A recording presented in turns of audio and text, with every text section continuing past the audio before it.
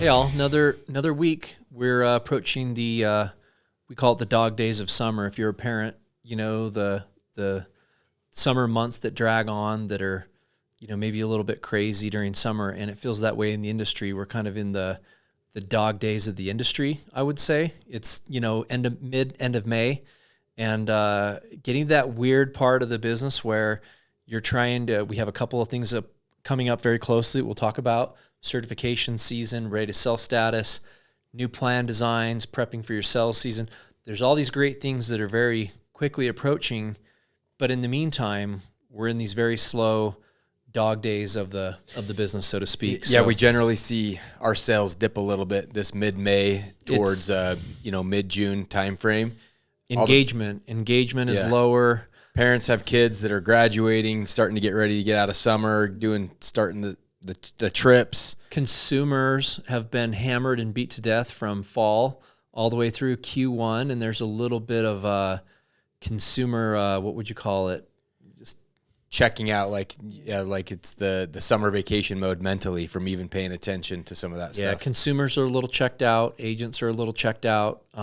Summer breaks and vacations are all, on the cusp, and it is that kind of rugged time of the year for about the next, I would say, 4 to 6 weeks before things get exciting again. Yeah, and no matter what kind of sales, ultimately we're a sales organization, and historically for retail and a lot of sales orgs, summer's always a little bit rough. But for the health insurance industry, we've done well the past couple of summers, and I really think that the great agents that have a massive year that see their books increase gigantic every year over year, a lot of that is due in part because they are productive through these summer months, through the dog days of summer. Yeah, well, and not to be I know you're more of a goal-oriented, motivational person. Mike he wears the hat of president of sales, very much about motivation. I wave the flag.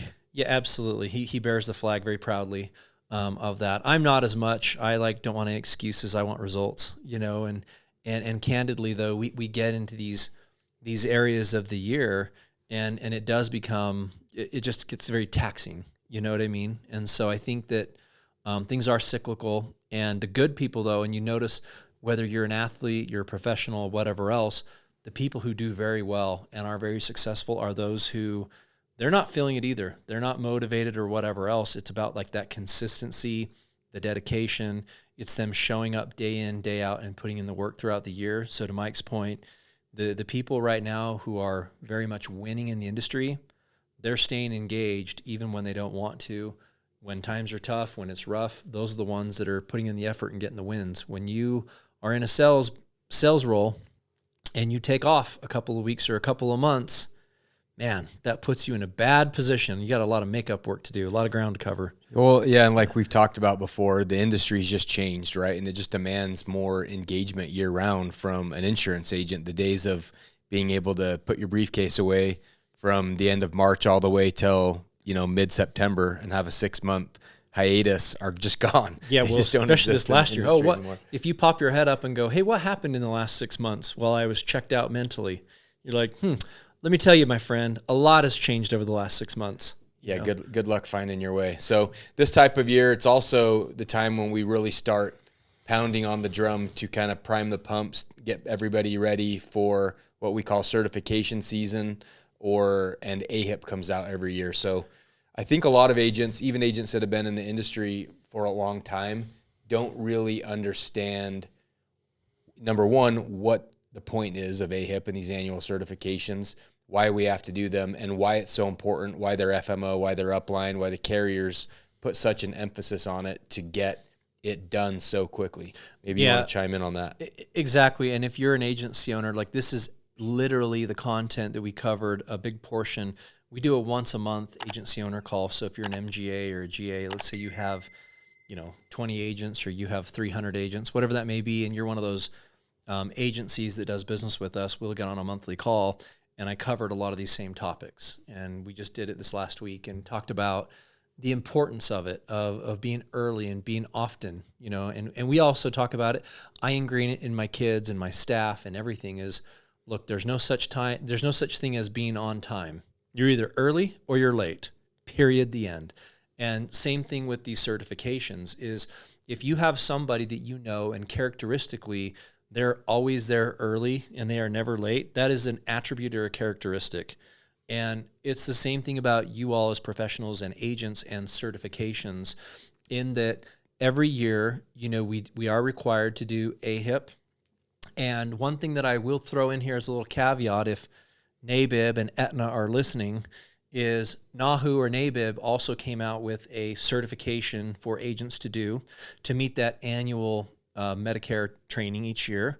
All the carriers accepted it except for Aetna.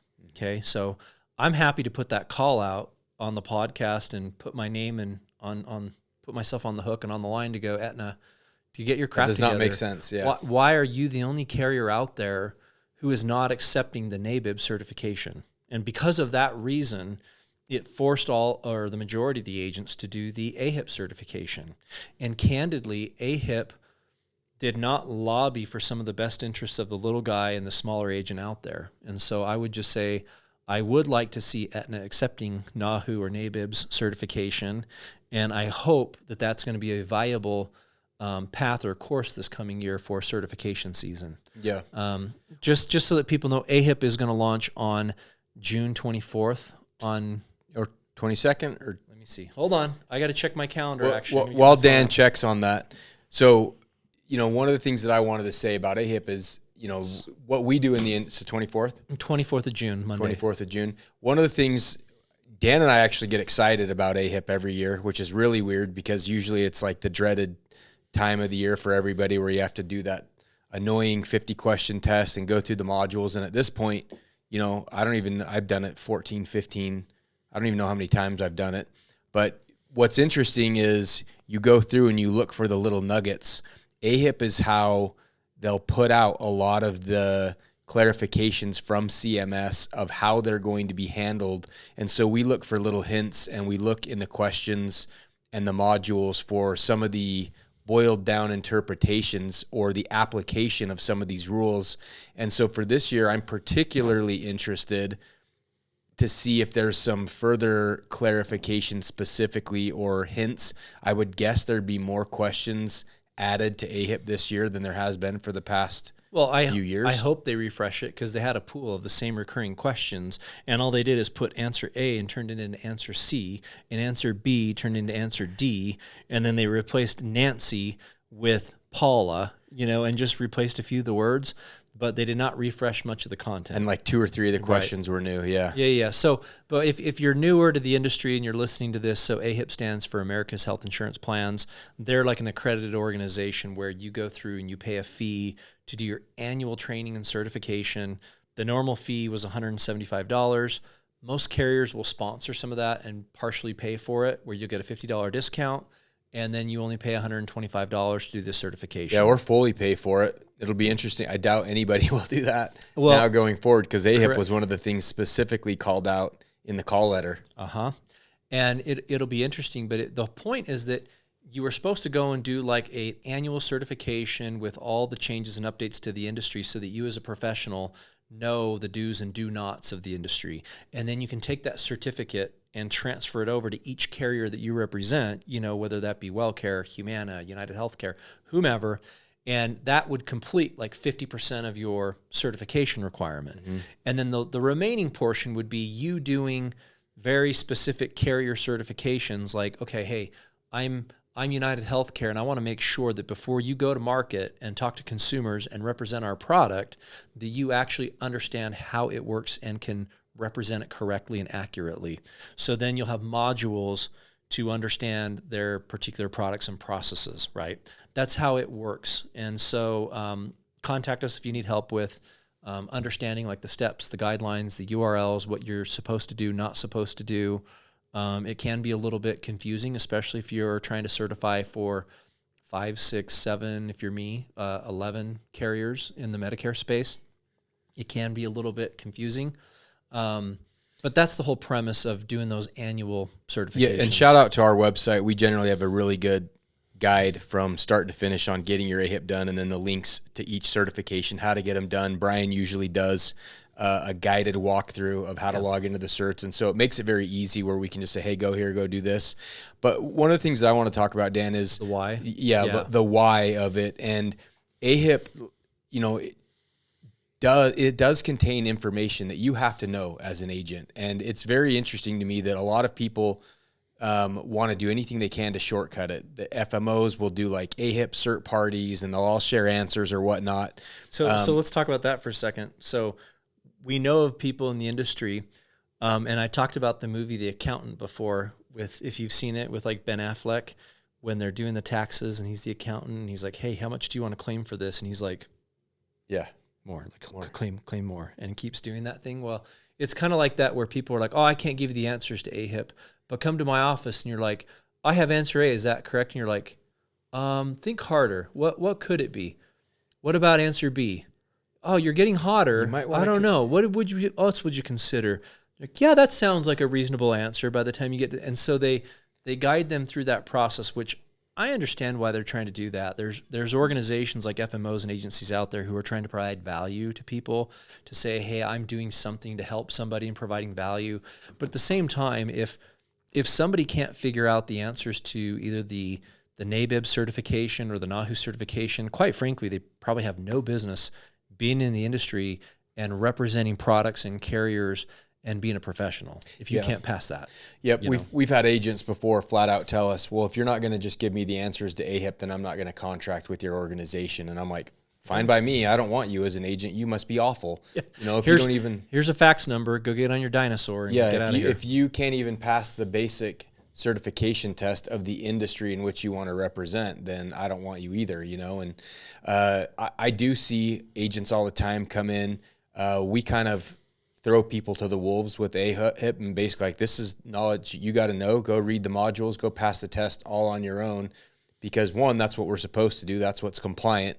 But two, if they don't even have the aptitude and the ability to go read through these simple modules and be able to pass a test, then they're going to be bad agents to begin with, you know? And I've seen a couple agents where I know they waited a little bit and then they Googled all the answers, or, you know, alt-tabbed everything and found answers on Quizlets or forums or things like that. And then it comes to help somebody, and then they get asked a question and they don't know the answer. Or the best is then they come to you and go, hey, do I have to file and report this sales activity I'm doing? I'm like, yes, like it was in your Ahip. Did you know? Oh, no, I just Googled the answer. And they just didn't know anything. And so you kind of go, huh, okay. Yeah, very basic things. And so we do tell people candidly, when you're new in the industry, on average, Ahip should take you about 8 hours when you're a brand new agent, because we're saying, hey, before in the past, it was broken up into 5, and I don't know, I'm just speculating about this year, but all the prior years, there was 5 different sections broken up, or modules, and then after that, there was a fraud, waste, and abuse section as well. So that's how it was broken up, and we would tell people, actually read through it, like take slow, sometimes read twice, ingest the information, understand it, and really become an expert and know how this works. And the longer you've been in the industry, then obviously you can kind of read through the information, see what's changed, and it should be quicker and easier each year. You know, and I get to the point where I can actually read through it, take good notes, take screenshots, understand things, and do it in an hour or two, and still have a great understanding of all the new changes. Whereas somebody who's new is going to take that 8 hours. If I wanted to just click through the end as fast as I can get there and do it in 30 or 40 minutes, but that's not the intention. Yeah, the same thing with certs, right? The other thing because if we talk too much about Ahip, we're going to get people fast forwarding through the episode really quick. But they're all salespeople; they don't want to hear. Yeah, they're like, I hate this and know this crap. So I want to tell you as agents the reason why it's so important for you to get your Ahip and your certs done fast, and we're always hammering this home too, is because you do not exist to these insurance carriers for the upcoming plan year until you've done your Ahip and you are certified. Until they have you activated on a ready-to-sell roster, they are not planning on you. They cannot go to market, and most of these carriers know they have algorithms, they have numbers, and know for each contracted agent on average in this market, I'm going to get X amount of enrollments. Yep. And so that's why there's such a rush, is for them to implement game plans, to provide and allocate opportunities, for them to know what their activated workforce is, because there is this, you know, a big drop off, and there's a switch every year about who's still in the business, who's not, who they can count on, who they can. and then they need to start marshaling their resources and things like that. So to further kind of add on to what Mike's saying is, if I'm a broker manager in some state, let's just pick Arizona, they go, oh crap, the national team just handed me my sales goal of 5,000 enrollments in this marketplace. Crap. So then they have to go and say, how many contracted agents do we have? X. How many of those have done certifications and can actually go perform services for us? Oh, it's this number. And they have to metric out their sales goal to what Mike said, that average that they know. And that's how they really do metric their entire goal down to the actual agent and NPN. So it's important. And to Mike's point, these carriers will have opportunities like working in a doctor's clinic, being in retail stores, whether it's a Harris Teeter, a Target, whatever it may be, Dwayne Reed.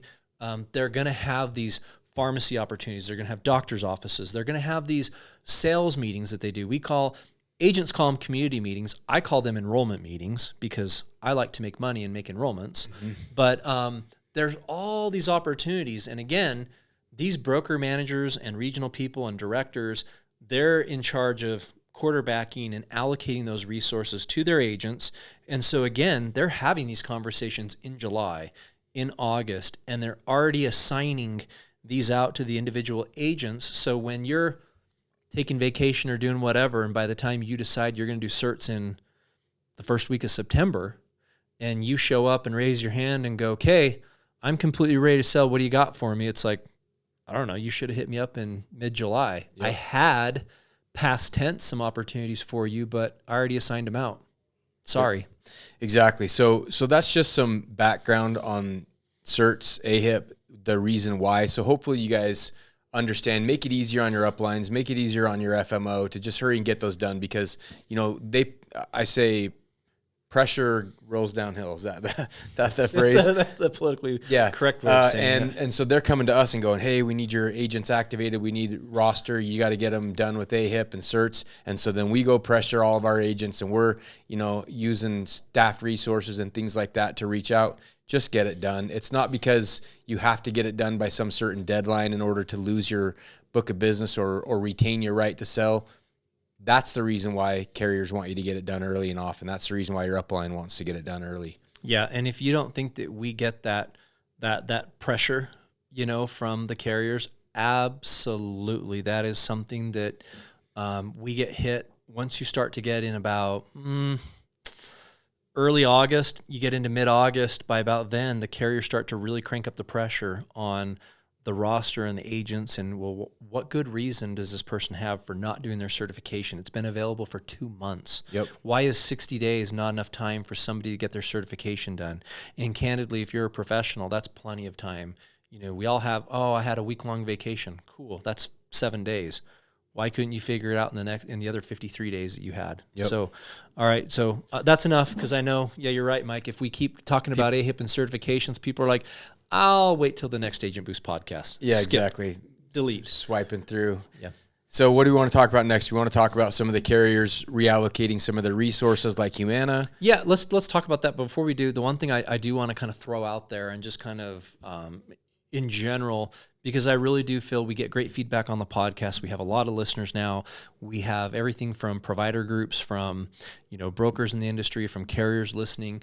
And the one thing that I would still say is, we've talked ad nauseum about the call letter, and we'll talk more about it because we just have to a little bit. But I would acknowledge that it feels, we joked about it before the podcast, like in war with like no man's land, where you had like trench warfare and you got both sides and just the no man's lands in the middle.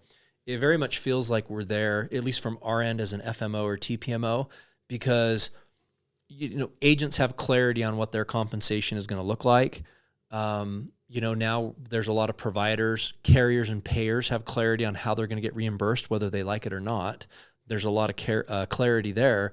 But the insurance companies, the carriers, they haven't really come back to us. They've all been, battened down with their legal and compliance teams for the last several weeks, reviewing their interpretation of the call letter. And they've not really come back to us to say, we've interpreted all this. This is how it's going to play out. This is what your compensation is going to look like. Here's how we're going to tier structure things. They've not really given us that clarity yet. And so it does feel like we're still in somewhat of a holding pattern. Yeah, And I would say in the conversations I've had with carriers, you have some of the smaller carriers who are still in growth mode, and it seems like the approach they're taking is, I guess we're not changing anything until somebody tells us specifically that we have to change X, Y, or Z, and we're going to kind of just, roll on the FMO relationship, on the dollar side, on the marketing side, like business as normal. And then you have some of the largers and some of the more established carriers who are taking a more measured approach, and we do anticipate that they'll have some sort of thing to say. But you're right, it almost makes it harder there's not any uniformity across the board of like the carriers saying, hey, we're all interpreting it to mean this. It seems like it's going to be as fractured or as up to the carriers. There's going to be, as many different carriers as there are, there's going to be that many different interpretations of how the new world should function going forward. Yep. And I always put it out there to be like on the record and saying it. You just never want to be the person they make an example out of. And I always feel that when somebody's pushing the envelope, there's always like the gray area, there's murkiness, it's uncertainty. And candidly, with everything that's happened, these carriers have been pushing back to CMS saying, we want more clarity. What do you mean by this? Give us more clarity.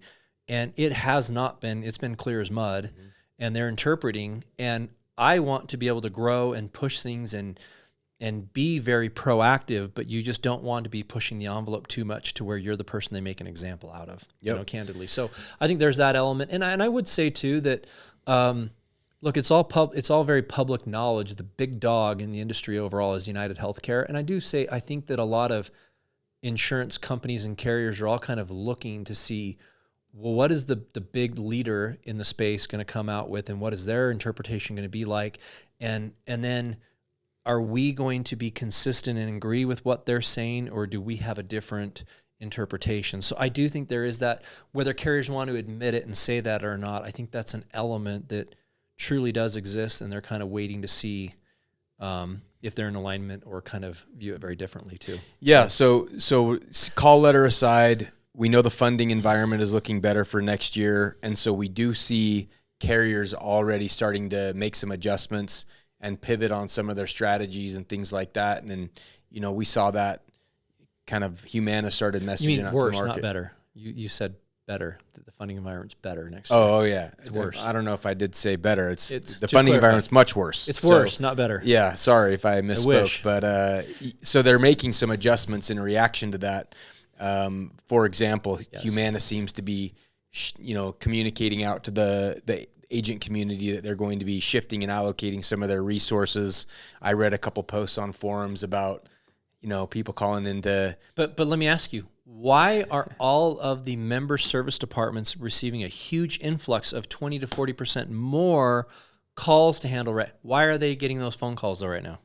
Well, because the eligibility verification is non-existent for most of these carriers. Still not fixed. So it still caused a lot of chaos there. So exactly. There's not a lot they can control on the Medicaid side, but on the LIS and on the eligibility verification side, there is some tools that they can use, and we're seeing that happen. Yeah, what they did, and by the way, I want you all to know, Humana is a really good partner of ours. We write a lot of Humana business, and we have a great relationship with their leadership team. They've actually been really great to work with for us. And so very much respect all the relationships, the products that they do. But one of their kind of thought processes with addressing like growth and in the future is they're seeing going, hey, the amount of resource put into the agent support unit, and going, well, a lot of our phone calls, like what percentage of these can be self-serviced, right? And I will say that their Vantage portal, the three bigger carriers out there, United Healthcare, Humana, and Aetna, are by far the ones that have the best, hands down, portals, services, self-service features, looking up MBIs, verifying things, checking on your enrollment status, looking at your licenses, being able to actually run your business. They provide agents with the most tools. Yeah. And so I will say that Humana is going to continue to invest into those tools, technology, and resources. And I would honestly tell you that most agents who are good and savvy would rather self-service. If you're a broker writing a lot of business, you'd rather quickly log in and look at something and check yourself and go, oh, okay, this application is pended. This person's eligible for this. They want agents to be empowered, so to speak, and to be able to self-service. and not have to call in and be dependent and wait on hold to talk to Marcy, the new trainee that just got hired on 3 months in agent support to try to look up something for them. Yeah. Right? For me, and I know you're the same way, when I was writing a lot of business, the last thing I ever really wanted to do was call any carrier's broker support. I would usually try to find the answer or resource or help any other which way other than, like you said, try to sit on hold, knowing that they probably just got some newly trained sales rep that doesn't even know what the heck or customer service rep that doesn't know what they're talking about, and have that person try to help me or look up in their systems. And, each carrier, we don't need to go through and beat up some of them, but some of the carriers have great agent support and some of them have less desirable agent support. That might be the nicest compliment you could have given them. Yeah, less desirable. But yeah, Humana's had one pretty good. Their Agent Support Unit had a good thing, and they're starting to ramp that down.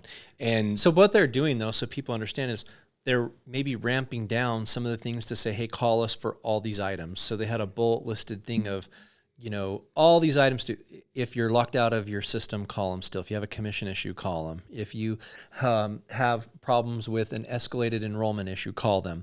But the whole point is, if you're just looking to verify eligibility, you can go online and do that. If you're just doing a provider lookup, you can go online to do it. So they're trying to direct it and say, here's the circumstances and the situations in which you're going to call us. And the other things is, you're a big boy, so to speak. You can just log online and go do that. And that's great. And I actually think that is a trend that I don't think is specific to them, that we're going to see in the industry, that they're going to push more and more towards self-servicing. And again, for good agents, they actually like that and appreciate it. The people who are not going to like it are probably the agents who struggle with technology a little bit, and the people who aren't fully engaged where this is their full-time gig. For agents who write a sporadic 5 or 10 apps a year for Medicare, it's going to be a challenge for them because they were probably the ones picking up the phone to call in for anything and everything. Yeah, I think, and maybe we can talk specifically about some of these tools like Marx. I'm willing to talk about Marx. It's MARX, and a lot of people have heard about this in the industry, and what it stands for. It's actually a CMS enterprise tool that literally integrates with Medicare and has all their eligibility. It's much more sophisticated than what most of you have ever been able to see in a carrier portal. Although those have been nice steps in the right direction, Marx has been an invaluable tool for us over the past few years, and I almost feel like it's been a secret weapon, and so a lot of people don't like to talk about it or who can get it. But the reality is that it is a carrier-sponsored tool, a SaaS program that is available, but there's a cost to it, and it's an expensive cost. Right. And so what most of these agent support and eligibility units have had is they've had this old Change Health system that was looking up the Medicaid eligibility status, and they've had Marx on the back end, on the federal side, on the Medicare side, that could look up their Medicaid status, their Medicare status, their LIS status, their SEP utilization, their plan history. So to give you an idea, to Mike's saying, he's rattling it off, but you can look and see if they qualify for any special election codes in their area. And if they've been used. If they've used them before. So also, if you think about the dual population, you can actually log in and see, oh my gosh, this person has changed their plan 7 times in the last 12 months. Yep. I don't know that I want to change them onto a plan because ain't no chance they're going to be on it in 2 months from now.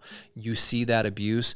You also see the people who have already used like DST election codes. You can see if you can see all the election codes that are available to them, which is extremely powerful.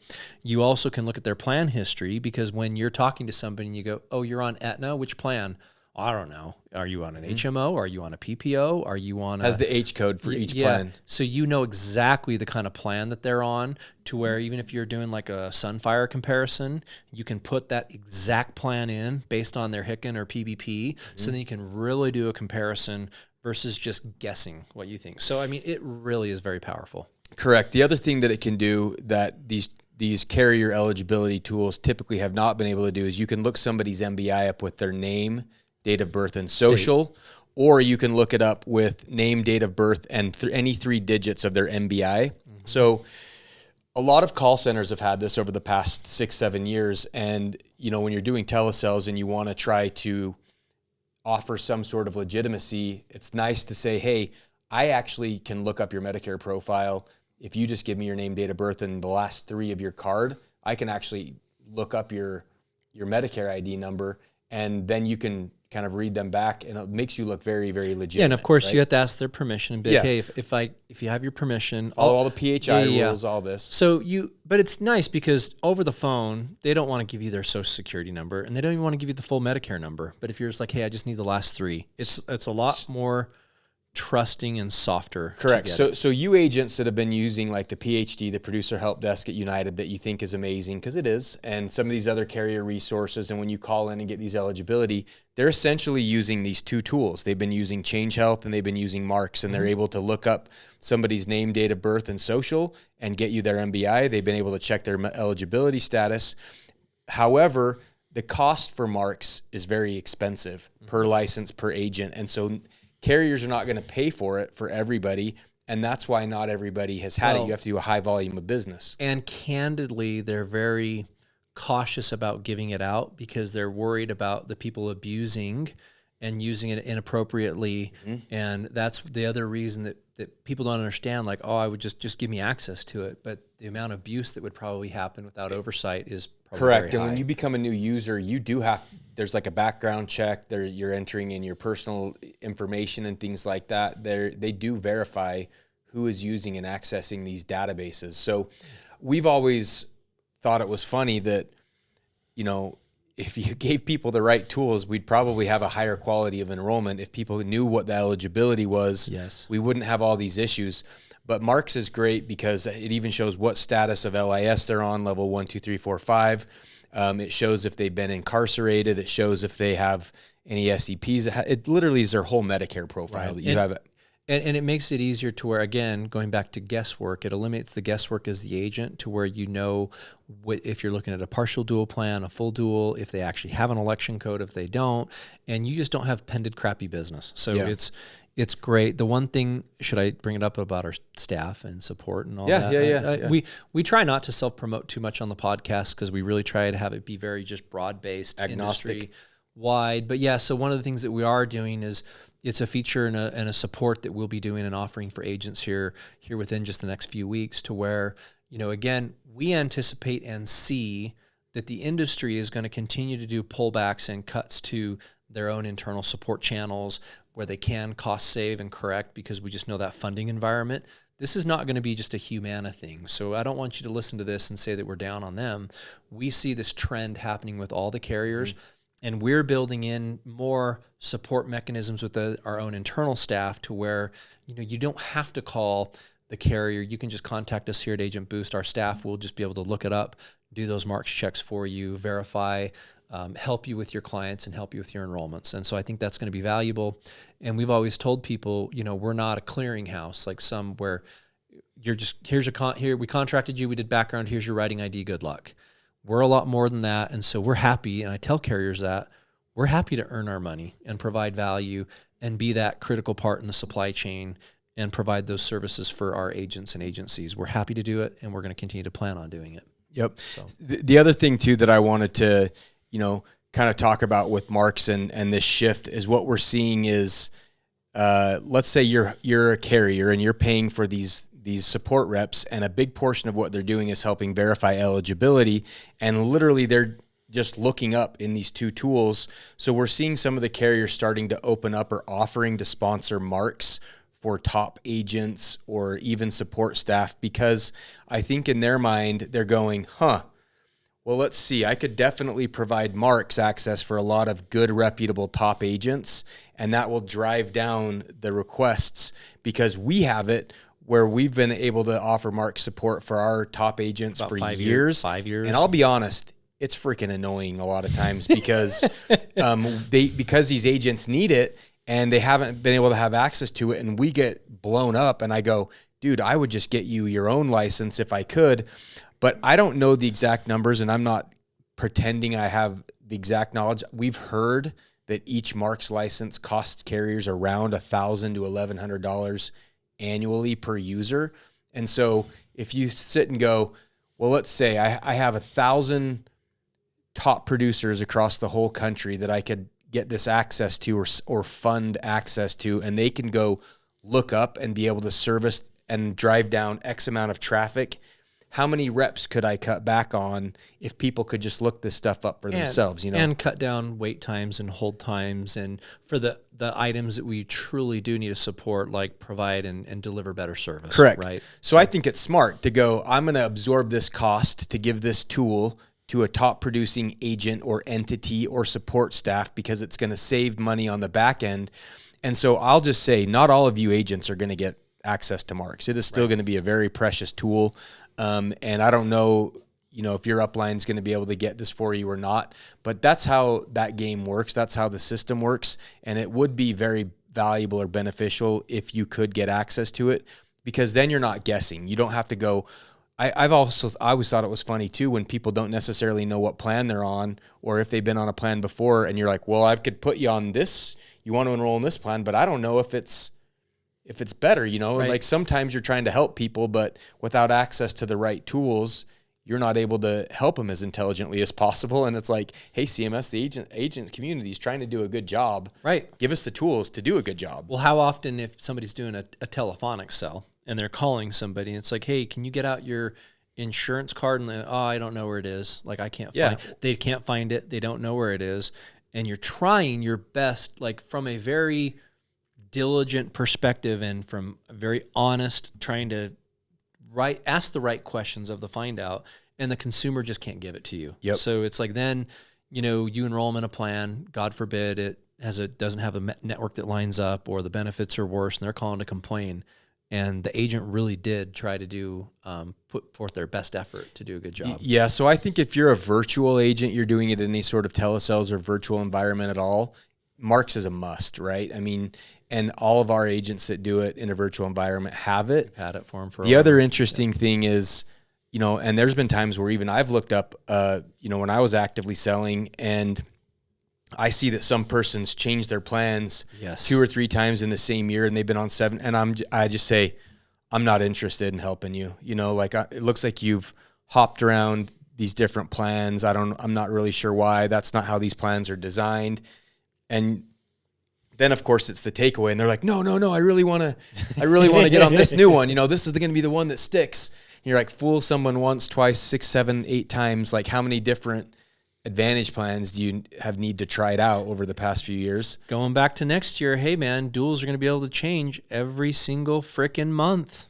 Yeah, which we know is not good, and it's not good for the continuity of care or the coverage or anything like that for the consumer. So it'll be interesting. Let's kind of we can move on from that a little bit, but we do anticipate that some of those tools are going to be trickled on down through carriers to other agents, and some of the support is going to be modified.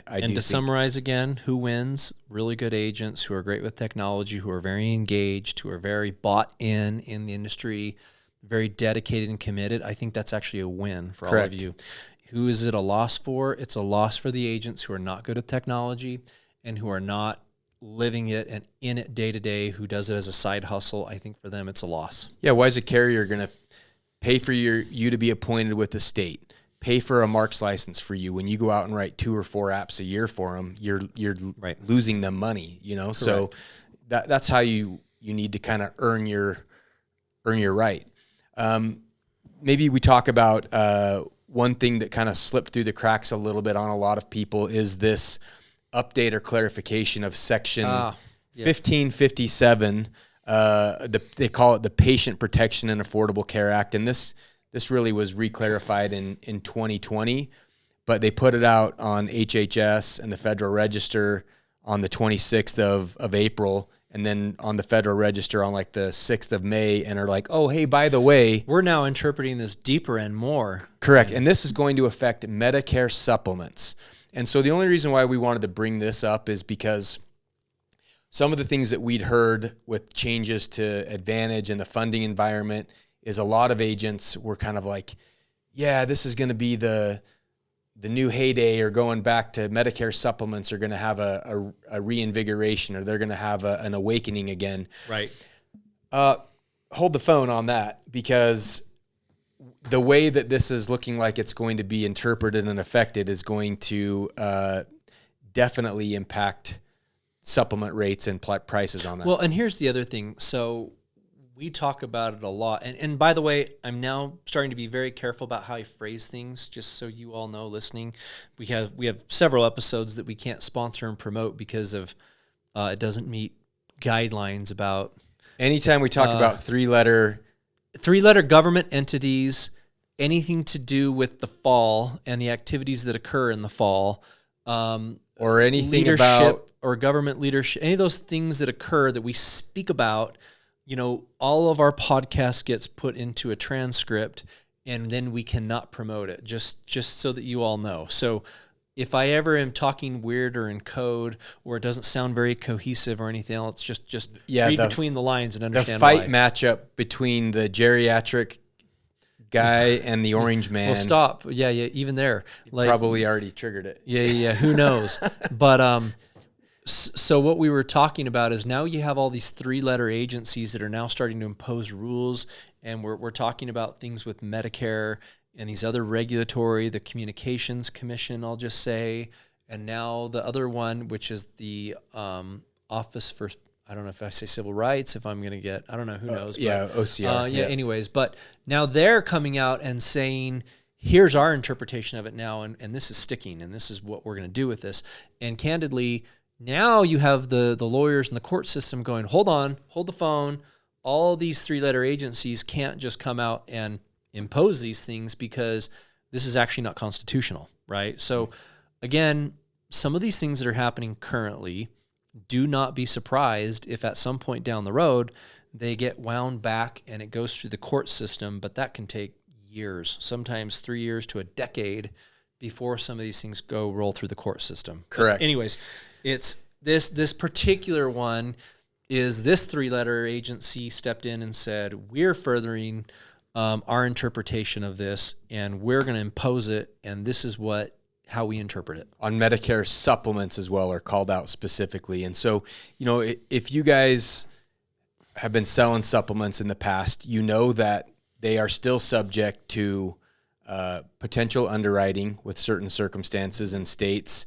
They're based on actuarial data, so sex, age, community rating. That's how these rates are all figured out on supplements. And now they're coming out and saying, hey, that violates, Section 1557, which, to be honest, I'm not saying I agree or disagree with Section 1557, but that is true. I mean, I don't get why a supplement would have a carve out or an exemption to that and go, yeah, you're the only thing now, the only plan that can discriminate against these conditions. Well, but think of it from the other side, though, too, and this is where I take issue. So, again, look, we know like supplements right now have a male-female rating, a lot of them, right? Mm-hmm. Depending on the carrier.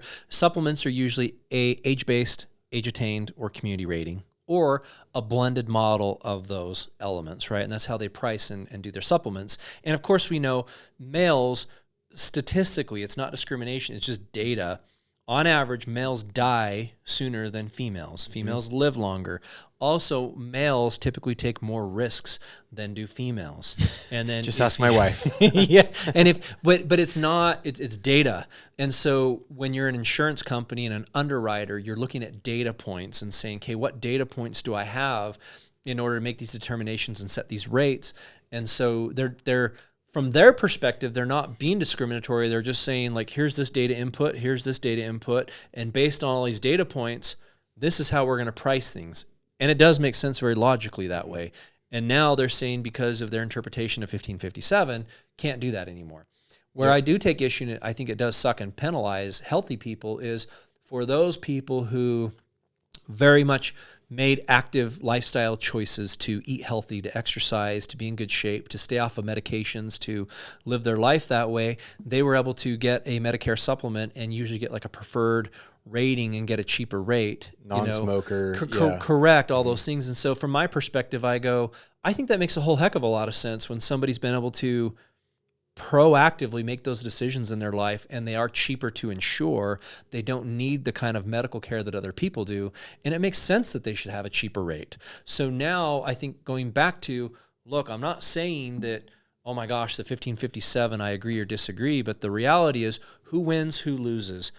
people who made those healthy lifestyle choices and could get a preferred and lower rate on Medicare supplements, I think they're losers from this. Absolutely. And when I talked about, kind of I'm talking about the applicability of Section 1557 across the board. I actually agree with everything you're saying. We've known, and that's a whole separate topic for a whole separate, podcast and a whole separate segment of, it does not benefit you to take care of your health. It does not benefit you in any way, shape, or form. In fact, if you're financially fit and physically fit, the only benefit you get is that you get to offset somebody else or help, or 20 other people or 100 other people. We could get into that on a whole separate content. Tangent, So for me, I think the reason why, and I'll just say it, I don't think the government wants supplements around like as much as they've been. We've seen the focus towards advantage plans and managed care models and subsidized care plans on the ACA side and on the Medicare side. And we've seen a shift radically towards that over the past 15 years. And I just think it's one more cut. They're not going to just eliminate Medicare supplements, but it's one of those, death by 1,000 cut things where they start getting priced on out of the market. Yeah. And it's going to get, and of course, so we're talking about what's going to be the result of this ruling. And if you're a Medicare supplement company, now you're going to have to just err on the side of caution and you're going to have to price things higher. So this is going to drive up the cost of a Medicare supplement for all those consumers. And so it is going to eventually price them out. And then the same thing to your point on the ACA side, they started to close what they thought was a loophole with like the STM plans, right? And they really nerfed those short-term medical plans to, what is it now, 3 months or something 4 like months, that? Yeah. 4 months. So now, you can have it for 4 months and that is it. Very impactful. And I do think that they would have gone after the Christian ministry plans. However, it's a particular year of important events. And so I think that because of that, they chose to not pursue closing that loophole heavily this year. And TBD next year based on outcome. Yeah, there are all sorts of things that are classified as junk health plans, and so right. I do think it's unfortunate because I think supplements are the right solution for a lot of people. I think people like having those options. We like free market principles, and I just think that they're going to get so expensive. We are big fans of supplements, but a lot of times they're just so cost prohibitive. And then even before this, if you just go, hey, you're going to have to rate everybody the same regardless of age, sex, community, even disability. They're waiting to see if the disability portion and the medical conditions applies as well. But if you start adding all those in, there's no choice. Oh, also age is a part of it too. So remember right now with the supplements, somebody has to be of the age 65 and older. And now, like what you were saying, if somebody has Medicare via disability, remember, as it sits currently, you can't put somebody that's 52 years old and disabled on a supplement, right? Correct. They had original Medicare or they had an Advantage plan. Now, because of this, you can get on a supplement. So if you start adding a much more unhealthy population that's disabled, if you have to have no age restrictions, no variability of sex and things like that, of course costs are going to go up. And I'll reference, the famous Milliman actuarial study.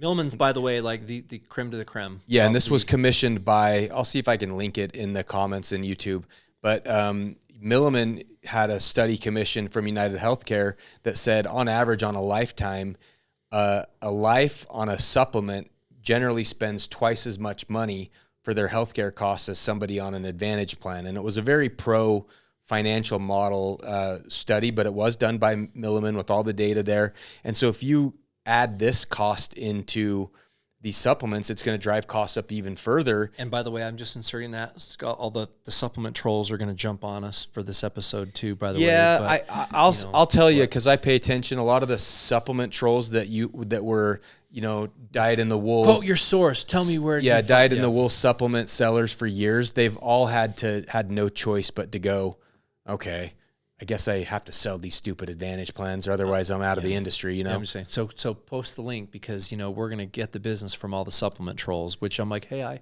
we sell thousands of supplements a year. Yeah. So, So it will drive costs up if they do go ahead. They're saying that it needs to be implemented and as early as July 1st, and then they're going to give them some grace period. But it's like all this other stuff going on. Surprise! Also, deal with this on the Medicare supplement side of things as well.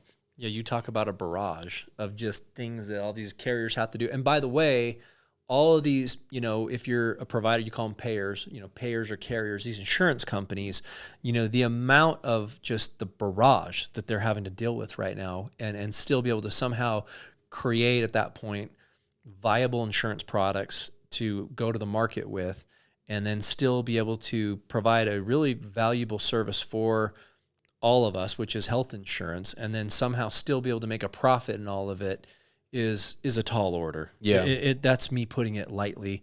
I think that there's been a lot more grace from prior administrations and just like understanding like how difficult it is. And I think for whatever reason, boy, they have not been cut any slack, especially in this last year.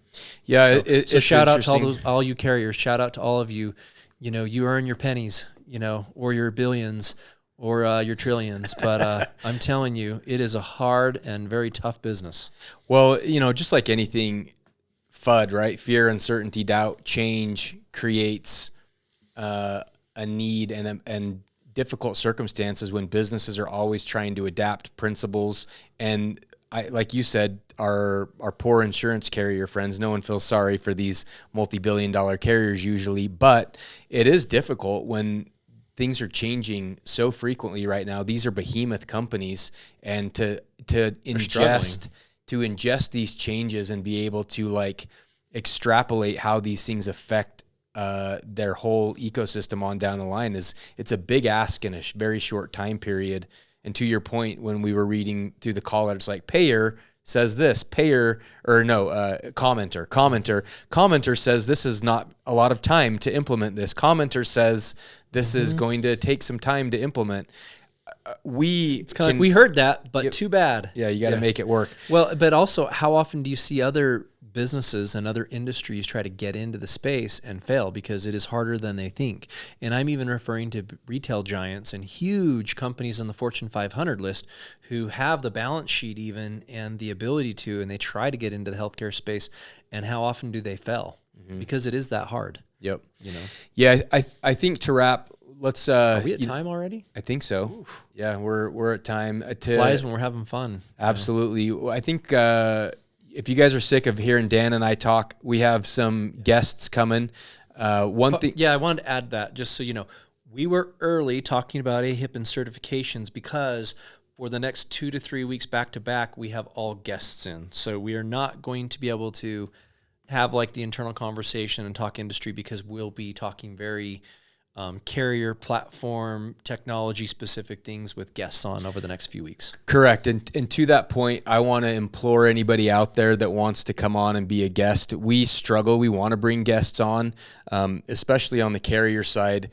A lot of people don't want to put themselves out there beyond the record of commenting in this industry. A lot of carriers want to be careful about what they say or what they leak. And so anybody that's willing to come out and kind of talk about some of these things going on in the industry, we just want to have conversations. And we really appreciate anybody who's willing to come on and have an open conversation, because as we've experienced, there's a need for this kind of dialogue and transparency in the industry. Yeah, I would agree. So a lot of good things to look forward to.